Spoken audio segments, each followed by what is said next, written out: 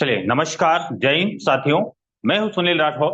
Target MPPSC के इस platform पर आप सभी लोगों का स्वागत करता हूं। जूम मीटिंग के साथ में हम ये क्लासेस संचालित कर रहे हैं। यूट्यूब पर कुछ टेक्निकल इश्यू बना हुआ है, रिजॉल्व नहीं हुआ है। और जैसे रिजॉल्व होगा हम यूट्यूब पर लाइव सेशन भी करेंगे, जहां पर हमारे पास समय की किसी भी प्रकार की कोई पाबंदी भी नहीं होती है।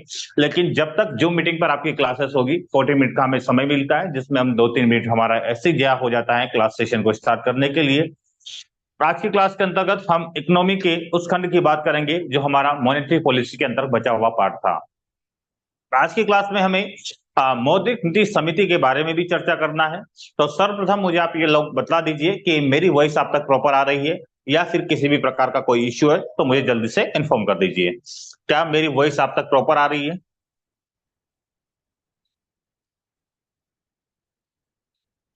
चलिए, थैंक यू। चलिए हम शुरू करेंगे। जैसा कि लास्ट क्लास में हमने मौद्रिक नीति के उपकरण की चर्चा स्टार्ट किए थे, और जहां पर हमने कल की क्लास तक मात्रात्मक मौद्रिक नीति के उपकरण को कंप्लीट कर लिया था। आज की क्लास में चयनात्मक मौद्रिक नीति यानी कि गुणात्मक मौद्रिक नीति की चर्चा करेंगे, यानी कि गुणात्मक मौद्रिक नीति के उपकरण कौन कौन से हैं उस पर चर्चा करेंगे। और उसके पश्चात मौद्रिक नीति समिति के बारे में भी आज की क्लास में हम विस्तार से चर्चा करेंगे। और क्या आखिर मौद्रिक नीति में क्या चुनौतियां देखने को मिलती है उसकी भी हम आज की क्लास में बात करेंगे। 2-3 बिंदु हमारे पास जिसको हमें आज की क्लास में कवर करना है। चलिए,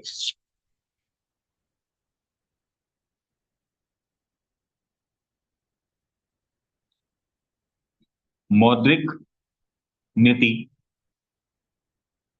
के उपकरण और मौद्रिक नीति के उपकरण में चयनात्मक या गुणात्मक उपकरण। इस गुणात्मक उपकरण में 4-5 उपकरण की हम चर्चा करेंगे। पहले मैं हेडिंग डालकर यहाँ पे आपके सामने मेंशन कर देता हूं कि वह कौन कौन से उपकरण है जो कि आपका गुणात्मक उपकरण के अंतर्गत माने जाते हैं। एक होता है आपका न्यूनतम सीमा या मार्जिन निर्धारण। ठीक है, न्यूनतम सीमा या मार्जिन निर्धारण।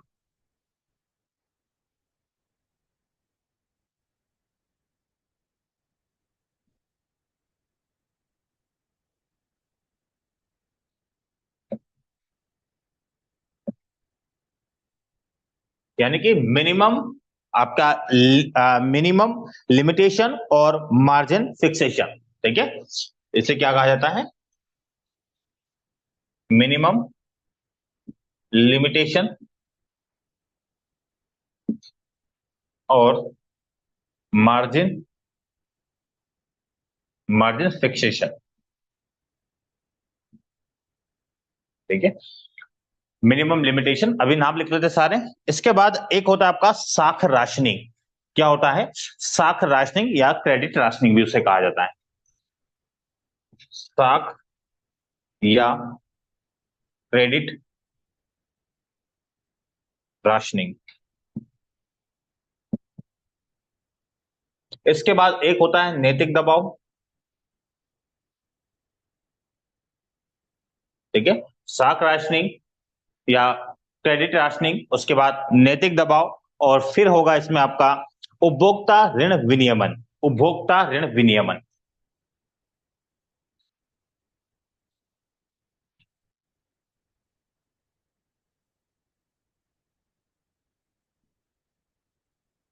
ठीक है, उपभोक्ता ऋण विनियमन यानी कि कंज्यूमर डेब्ट रेगुलेशन। और उसके बाद एक आ जाएगा आपका प्रत्यक्ष कार्रवाई यानी कि डायरेक्ट एक्शन। प्रत्यक्ष कार्यवाही। क्लियर है? ब्लर वगैरह तो नहीं हो रहा है?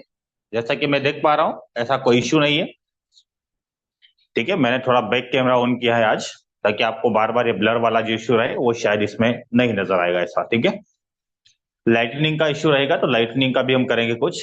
ठीक है, तो ये 5 बिंदु होंगे जिसके अंतर्गत हम चयनात्मक या गुणात्मक उपकरण की बात करेंगे।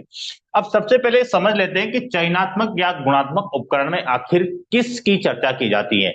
तो यहां पर आप देखेंगे कि गुणात्मक या मात्रात्मक उपकरण की अगर बात किया जाए तो यहां पर यह देखा जाता है कि आरबीआई यहां पर मूलतः क्या करती है कि ऋणों की विभिन्न उपयोग के बीच भेदभाव करके ऋणों की दिशा को प्रभावित करने के लिए इनका उपयोग किया जाता है। यानी कि जो आरबीआई है, आरबीआई जो मौद्रिक नीति का अनुसरण करती है, यानी कि मौद्रिक नीति को बनाने का काम करती है, उसके लिए एक समिति है, उसकी चर्चा आज करेंगे हम। लेकिन मूलतः आप यह ध्यान रखिएगा कि मौद्रिक नीति निर्माण का कार्य आरबीआई कर रही है। और क्यों कर रही है कि मार्केट में मुद्रा की में स्थिरता लाना, यानी कि तरलता का समायोजन करने के उद्देश्य से मौद्रिक नीति का निर्माण करती है। अब जब विभेदकारी रवैया अपनाता है आरबीआई, तब जाकर किसका चयन करता है? गुणात्मक उपकरण का। मैंने कहा कि जैसे कि एक आपका कृषि क्षेत्र है और एक आपका शिक्षा क्षेत्र हो गया। क्लियर हुआ? अब ऐसा तो नहीं कि मुद्रास्फीति अगर आई है तो दोनों में ही आ गई, संभव है, लेकिन मैंने कहा कि अगर कृषि क्षेत्र में मुद्रास्फीति नहीं है, यहां पर इस सेक्टर में मुद्रास्फीति नहीं है, लेकिन शिक्षा में क्या है? यहां पर मुद्रास्फीति बनी है। यानी कि महंगाई कहां पर है? शिक्षा के क्षेत्र में, कृषि में नहीं है। तो अगर आरबीआई आरबीआई बैंकों को बोलेगा कि आप एक काम कीजिए, शिक्षा के क्षेत्र में लोन की मात्रा या तो कम कर दीजिए या इसे खत्म कर दीजिए, और दूसरा ये बोलेंगे कि कृषि के क्षेत्र में आप लोन को या तो बढ़ा दीजिए या इसे जारी रखिए। यही होगा। जिस क्षेत्र में मुद्रास्फीति नहीं बढ़ी हुई है तो उस क्षेत्र में आप सप्लाई चेन को बढ़ा सकते हैं, और एक एरिया ऐसा है जहां पर मुद्रास्फीति बनी हुई है तो उस क्षेत्र में आप लोन की मात्रा को नियंत्रित कर सकते हैं। तो आपने क्या किया? किसी एक सेक्टर का चयन किया। तो ये क्या हो जाता है? आरबीआई की भेदभाव मूलक मौद्रिक नीति। आरबीआई की भेदभाव मूलक मॉनेटरी पॉलिसी। ठीक है, तो भेदभाव मूलक कैसे नजर आ रही है? भेदभाव मूलक ऐसे कि हमने कहा कि किसी सेक्टर में लोन की मात्रा को नियंत्रित करना है, जहां पर मुद्रास्फीति की स्थिति निर्मित हो रही है, तो उस क्षेत्र में लोन यानी कि मुद्रा के प्रवाह को नियंत्रित करना है। तो उसके लिए आरबीआई जिस या जिस उपकरण का प्रयोग करती है उसी को कहा जाता है चयनात्मक उपकरण। तो चयनात्मक उपकरण एक प्रकार का आरबीआई की भेदभाव मूलक मौद्रिक नीति का उपकरण है, जिसमें लोन की मात्रा को विशेष क्षेत्र में या आवश्यक क्षेत्र में वितरित करने से संबंधित यहां पर उपकरण का प्रयोग किया जाता है। आशा करता हूं कि आप लोग यह मात्रात्मक या चयनात्मक या गुणात्मक उपकरण क्या है ये समझ में आ गया होगा। क्लियर है? अब आगे हम देखेंगे कि इसमें कौन कौन से उपकरण है जिसका इस्तेमाल करेंगे आरबीआई। तो सबसे पहले आपका न्यूनतम सीमा या मार्जिन निर्धारण। अब इसमें क्या होता है? जब भी किसी को, ये समझाना चाह रहा हूं मैं, ठीक है, ये वाला आपने नोट कर लिया, इसको रफ कर देता हूं मैं, ठीक है।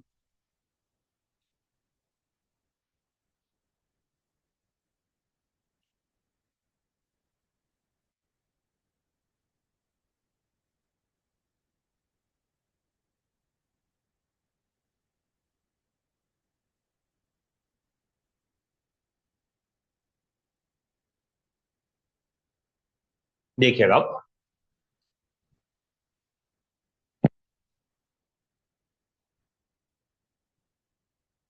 न्यूनतम सीमा या मार्जिन निर्धारण। कोई एक पर्सन है, इस व्यक्ति को लोन की आवश्यकता है।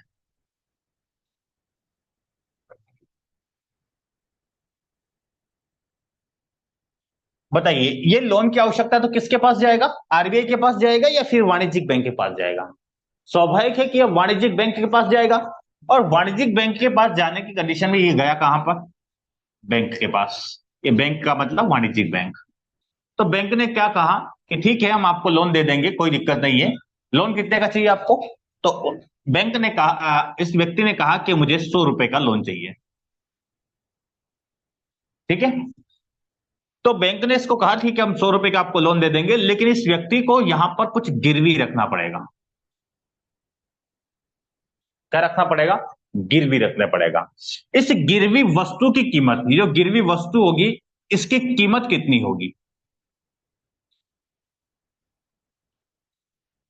इस लोन की कीमत से ज्यादा होगी। क्या कहा मैंने? इस लोन की कीमत से, ध्यान रखना कीमत कैसी होगी? लोन के मूल्य से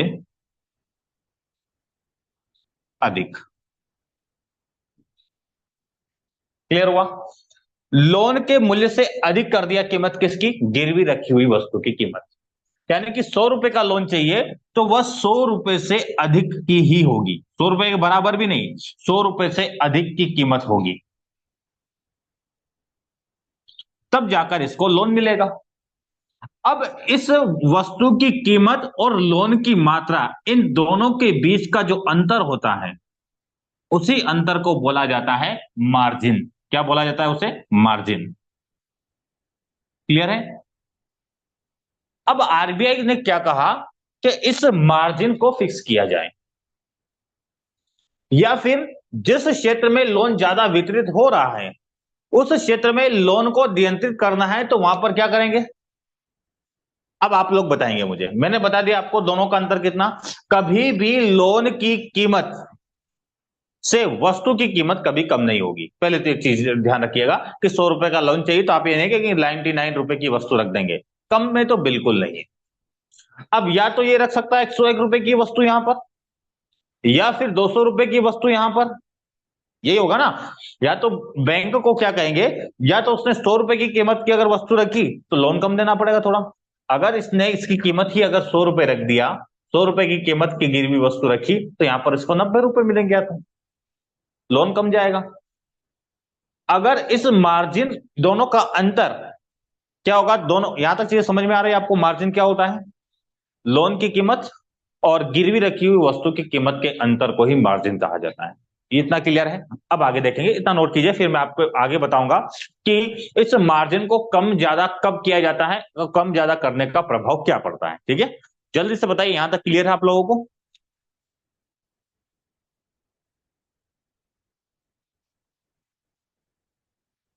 यहां तक चीजें स्पष्ट है? बताइए जल्दी से। न्यूनतम सीमा का बताऊंगा मैं, अभी मार्जिन का हम देख रहे हैं। ठीक है, अब देखिए,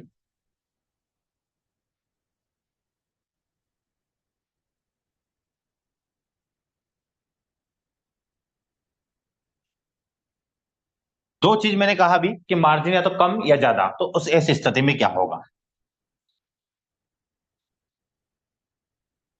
अगर मार्जिन कम है और दूसरी स्थिति क्या हो सकती है, मार्जिन ज्यादा है।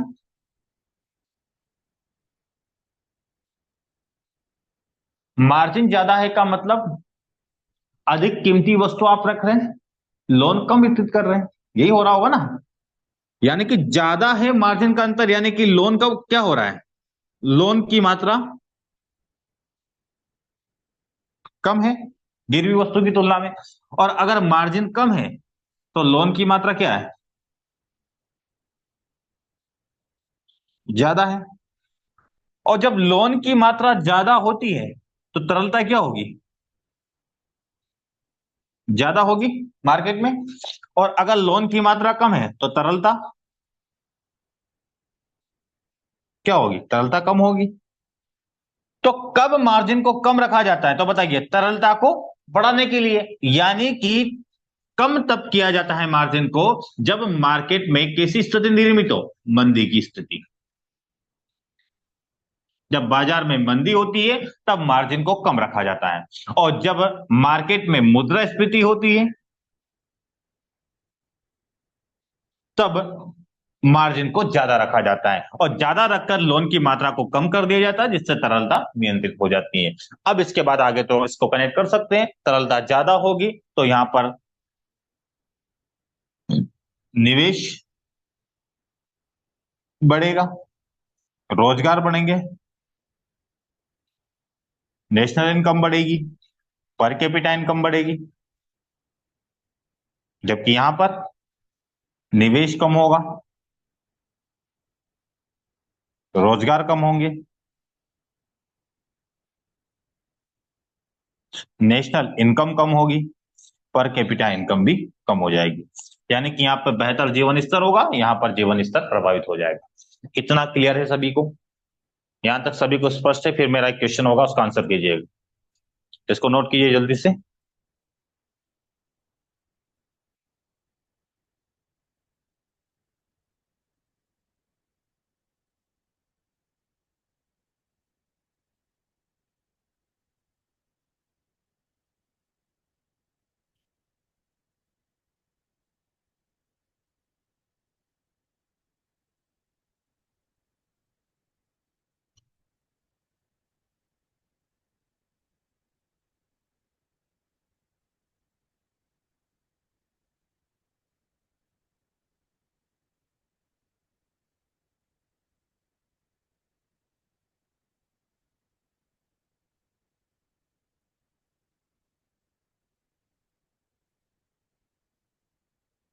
चलिए आगे बात करें अब।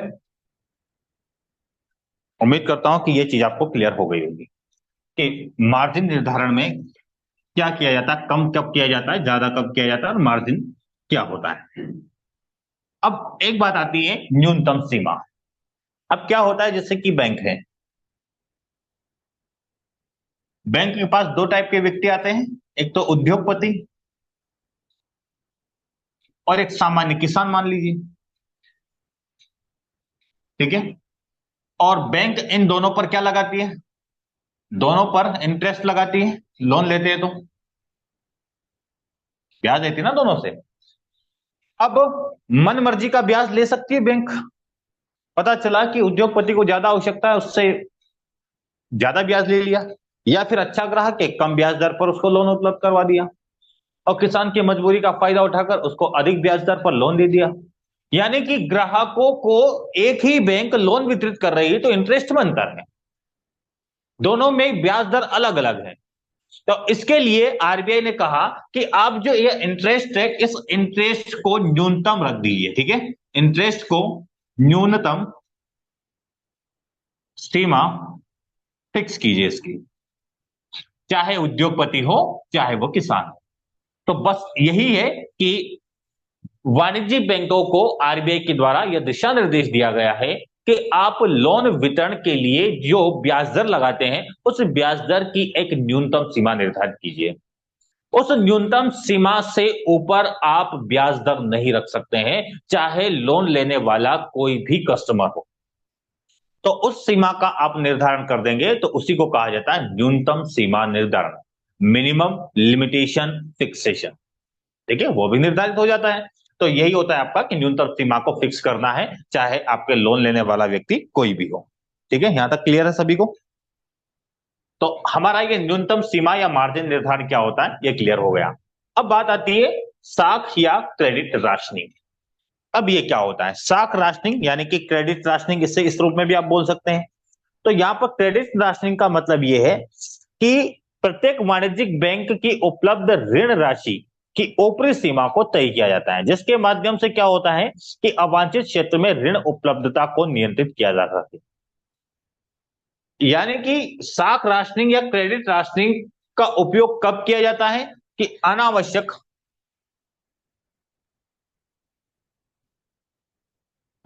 क्षेत्र में ऋण के प्रवाह को रोककर आवश्यक क्षेत्र में ऋण के प्रवाह को बढ़ाना। इस उद्देश्य से क्या किया जाता है साख राशनिंग या क्रेडिट राशनिंग। किस क्षेत्र में कितना लोन देना है, किस क्षेत्र को कितना लोन देना है या कितना ऋण देना, इसका निर्धारण किया जाएगा, इसकी सीमा निर्धारित की जाएगी, इसकी भी सीमा निर्धारित की जाएगी। जैसे कि यह बताया गया था आरबीआई के द्वारा कि 41% आपको लोन देना है, किसको? एग्रीकल्चर क्षेत्र में। ये फिक्स कर दिया कि 41% आपको लोन वितरित करना होगा किसानों को, एग्रीकल्चर से जुड़े हुए किसानों।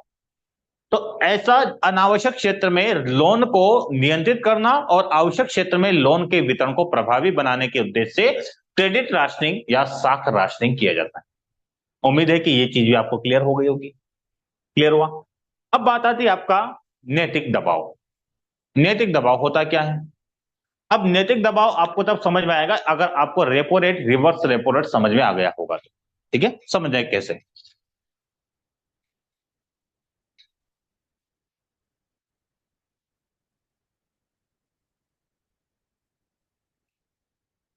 देखिएगा,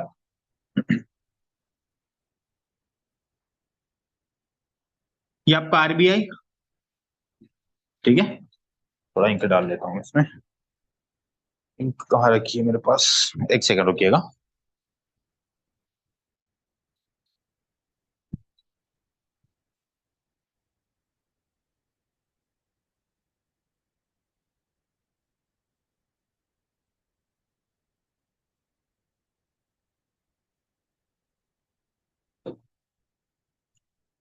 देखिएगा, एक आरबीआई होगा, एक आपका आरबीआई, ये आपका बैंक, और इधर आपके कस्टमर। ठीक है, अब मैंने कहा कि बाजार में क्या है, माना कि बाजार में मंदी, क्या है, मंदी। या फिर एक काम कीजिए, बाजार में क्या है, मुद्रास्फीति है। क्या है? मुद्रास्फीति। इसका मतलब क्या है? मुद्रा का प्रवाह ज्यादा है। ठीक है, मुद्रा का प्रवाह अधिक है, दिख रहा है आपको उधर? ठीक है, मुद्रा का प्रवाह अधिक है बाजार में। अब मुद्रा का प्रवाह अधिक है तो इस मुद्रा के प्रवाह को कम करना है। तो कम करना है, इसका मतलब ये हुआ कि यहां जो लोन जा रहा था और इसके बदले जो इंटरेस्ट मिल रहा था, इस इंटरेस्ट को क्या करना है अब? ये इंटरेस्ट जो मिल रहा था, इसको क्या करना है? बढ़ाना है। ये होगा ना। और बढ़ाने की किसने कही? आरबीआई ने कही। और कैसे कही? ऐसे ही नहीं, आरबीआई बैंक को लोन दे रहा था और इस तरफ जा रहा था क्या? Repo loan, repo rate. ये लोन रेपो रेट पे जा रहा था, ये ब्याज दर ही तो है इसकी। तो आरबीआई ने क्या किया? रेपो रेट को क्या कर दिया? बढ़ा दिया। ठीक है, क्यों बढ़ाया? क्योंकि ये बैंक भी कम लोन लेगा आरबीआई से, इसकी मात्रा भी कम हो जाएगी जब ये अधिक होगा तो।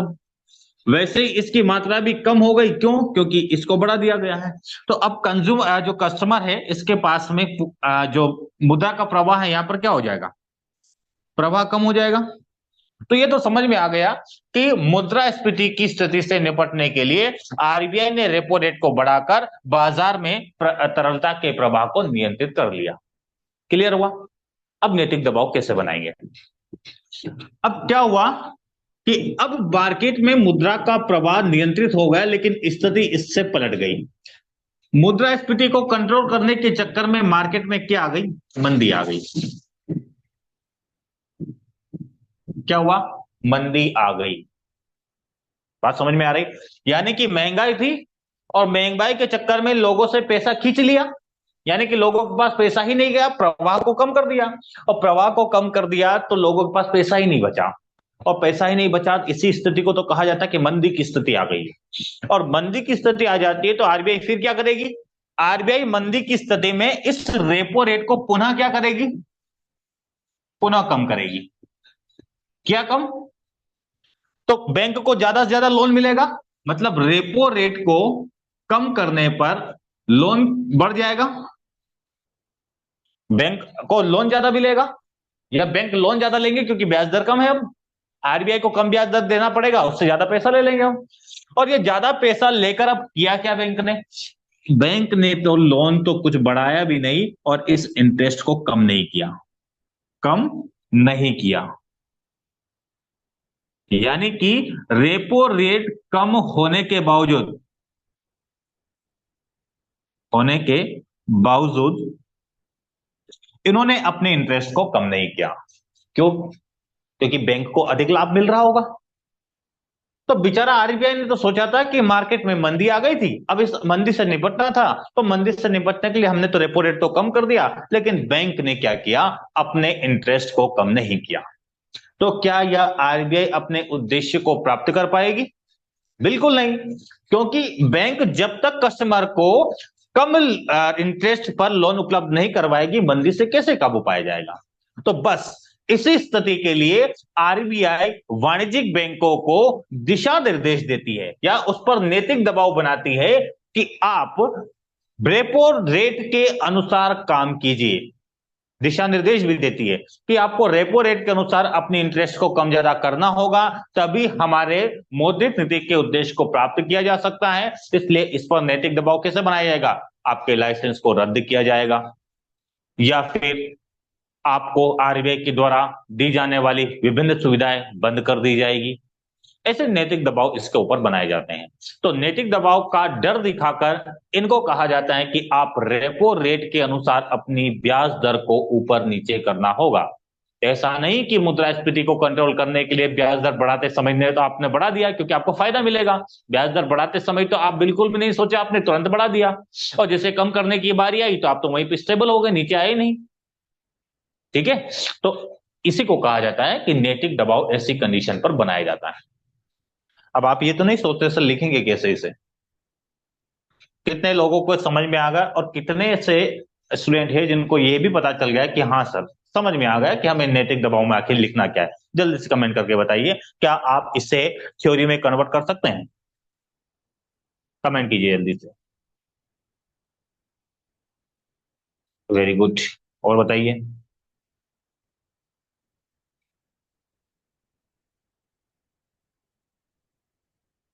अच्छा, नहीं कर पाएंगे? ठीक है, बता देते हैं। नैतिक दबाव हेडिंग डालेंगे और कहेंगे वहां पर कि आरबीआई अपने उद्देश्य की प्राप्ति के लिए रेपो दर में परिवर्तन करती है। इसके लिए वाणिज्यिक बैंकों पर भी नैतिक दबाव बनाकर उन्हें अपने ब्याज दर में परिवर्तन करने के लिए मजबूर करती है, ताकि आरबीआई मार्केट में तरलता के उद्देश्य को प्राप्त कर सके या तरलता का समायोजन कर सके, अर्थात मुद्रास्फीति हो या मंदी की स्थिति हो, इस प्रकार के उद्देश्यों से निपट सके। इसीलिए आरबीआई वाणिज्यिक बैंकों पर विभिन्न प्रकार के नैतिक दबाव बनाती है, जैसे कि लाइसेंस को रद्द कर देना, ओवरनाइट लोन जैसी सुविधा को बंद कर देना, और रेपो रेट पर जो ब्याज दिया जाए लोन दिया जाता है उस लोन को कम कर देना या लोन देना ही नहीं, जोखिम के समय बैंक की मदद ना करना।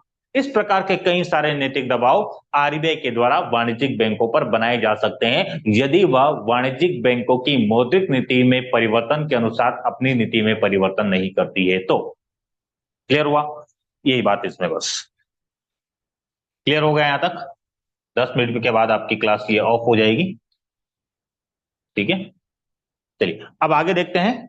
अगला आपका उपभोक्ता ऋण विनियमन। ठीक है, तो उपभोक्ता ऋण विनियमन में क्या होता है? ये ऐसी पद्धति है इसके द्वारा उपभोक्ता की ऋण आपूर्ति और उसके परिणाम स्वरूप मुद्रास्फीति को भी नियंत्रित किया जा सकता है।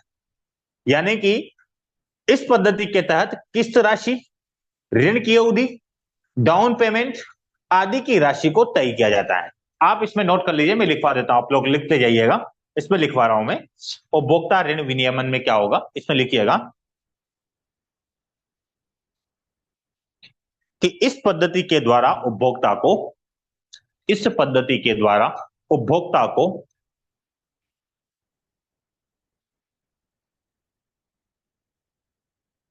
ऋण आपूर्ति ऋण आपूर्ति तथा उसके परिणाम स्वरूप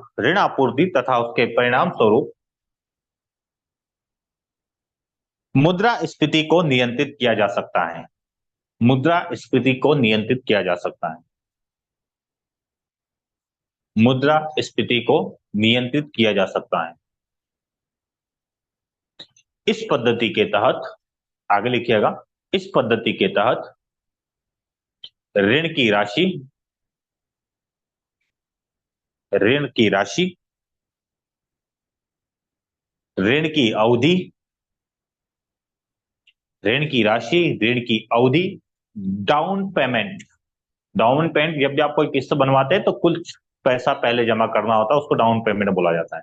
डाउन पेमेंट आदि की राशि को तय किया जाता है, आदि की राशि को तय किया जाता है।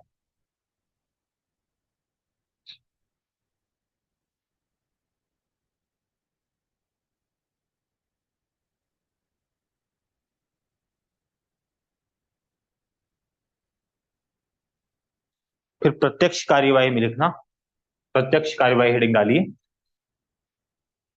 प्रत्यक्ष कार्यवाही। आरबीआई, आरबीआई के दिशा निर्देशों के अनुरूप, आरबीआई के दिशा निर्देश के अनुरूप वाणिज्यिक बैंक यदि कार्य नहीं करती हैं, आरबीआई के दिशा निर्देशानुसार या दिशा निर्देश के अनुरूप यदि वाणिज्यिक बैंक कार्य नहीं करती हैं तो आरबीआई उन्हें निम्न प्रकार से दंडित कर सकती है, निम्न प्रकार से दंडित कर सकती है।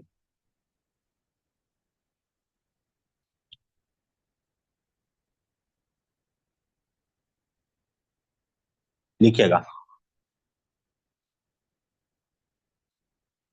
रेपो लोन उपलब्ध नहीं कराएगी, रेपो लोन उपलब्ध नहीं कराएगी, ओवरनाइट लोन उपलब्ध नहीं कराएगी, लाइसेंस रद्द कर देगी,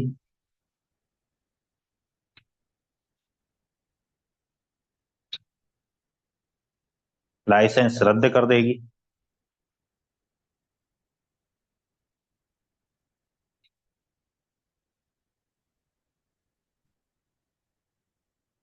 बस हेडिंग डालिएगा मौद्रिक नीति समिति। मौद्रिक नीति समिति के लिए आपका जो आरबीआई एक्ट है 1934, यही आरबीआई एक्ट, इस एक्ट में 2016 में संशोधन हुआ, 2016 में संशोधन किया।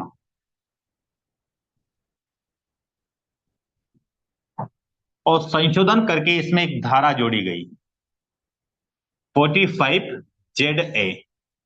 कौन सी धारा? 45 ZA। ठीक है।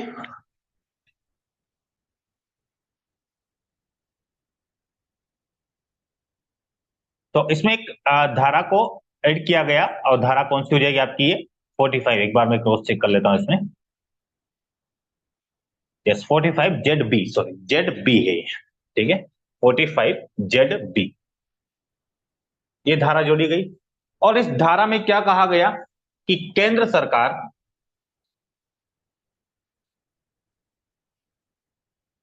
बाजार में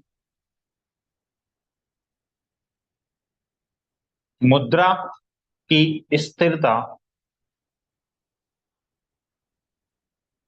को बनाए रखने के लिए 6 सदस्यीय मौद्रिक नीति समिति का गठन करेगी।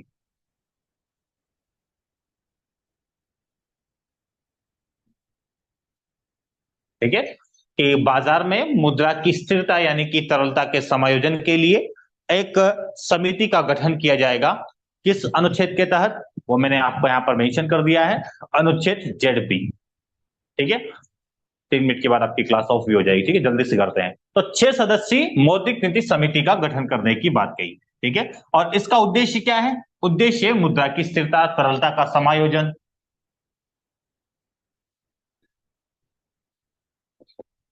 वो सारे उद्देश्य लिख सकते हैं जो हमने मौद्रिक नीति के उद्देश्य में लिखे थे। ठीक है, तो ये 6 सदस्य कौन से होंगे? 6 सदस्य निकाय है।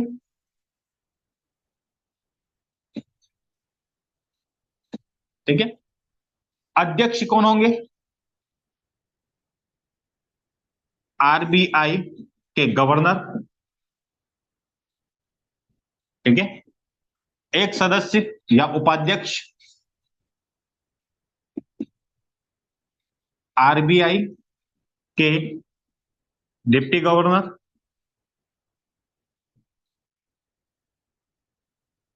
ठीक है। उसके बाद एक और सदस्य होंगे, ठीक है।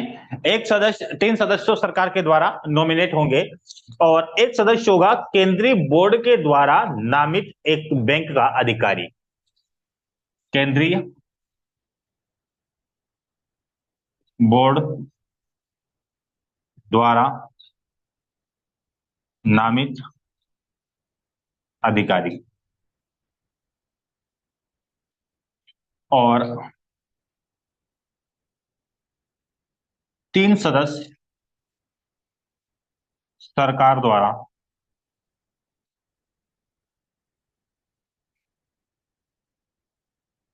मनोनीत। लेकिन ये कौन होंगे? अर्थशास्त्री। ये कौन होंगे? अर्थशास्त्री। और ये जो समिति आपके मौद्रिक नीति समिति, 4 बैठक न्यूनतम, न्यूनतम 4 बैठक इन 1 ईयर, एक वर्ष में 4 बैठक करेगी। तो ये थी आपकी मौद्रिक नीति समिति की प्रमुख बातें, ठीक है। और इसका एक और उद्देश्य आप ये लिख देना कि मुद्रास्फीति की दर को भी नियंत्रित करना है, मुद्रास्फीति, और कितना रखना है? 2 ± 4, यानी कि अधिकतम 2 और न्यूनतम 2 और अधिकतम 6, मुद्रास्फीति 2 ± 4, इसके बीच होना चाहिए आपकी मुद्रास्फीति। तो इसको भी नियमित करने के काम कौन करेगी? आपकी मौद्रिक नीति समिति। क्लियर हुआ यहां तक? अब ये आपका मौद्रिक नीति समिति हो जाता है। अब एक हेडिंग और बच जाता है आपका, जिसमें अपन इसमें क्या क्या चुनौतियां हैं उसकी बात कल की क्लास में कर लेंगे, नेक्स्ट क्लास में। तो चलिए साथियों, यहां तक का आप अच्छे से रिवीजन कीजिएगा, कल टेस्ट रहेगा, अच्छे से परफॉर्म कीजिएगा। तो नमस्कार, जय हिंद।